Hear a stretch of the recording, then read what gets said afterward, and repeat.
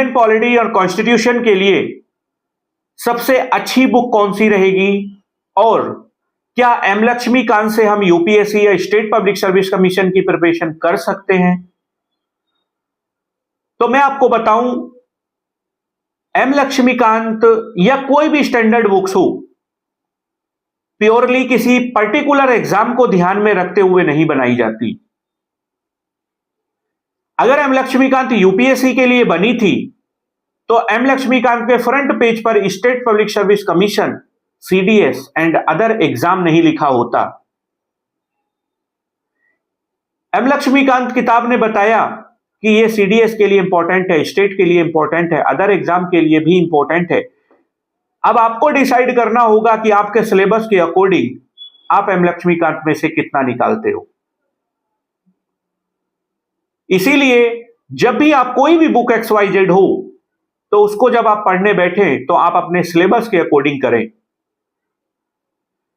M Laxmikant important है या नहीं, इस पर मैं बात करूं, इससे अच्छा इंपॉर्टेंट है कि सिलेबस के अकॉर्डिंग है या नहीं।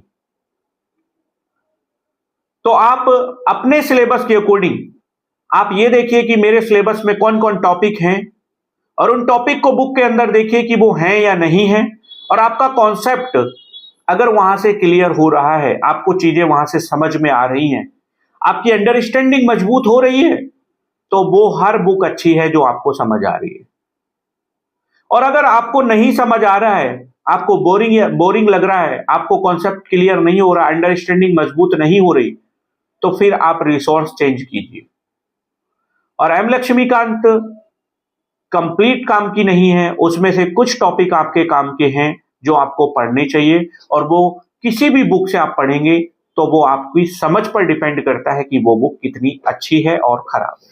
तो इसीलिए आप कोई भी बुक पढ़ें, कोई भी रिसोर्स पढ़ें, XYZ, तो आप अपने सिलेबस को ध्यान में रखते हुए। ऐसा बिल्कुल नहीं है कि एम लक्ष्मीकांत ने बताया कि फंडामेंटल राइट आर्टिकल 12 to 35 है तो किसी एक्स बुक ने बताया कि 14 to 35 है। ऐसा बिल्कुल भी नहीं है, बस डिपेंड करता है आपको समझ किस बुक से आ रहा है।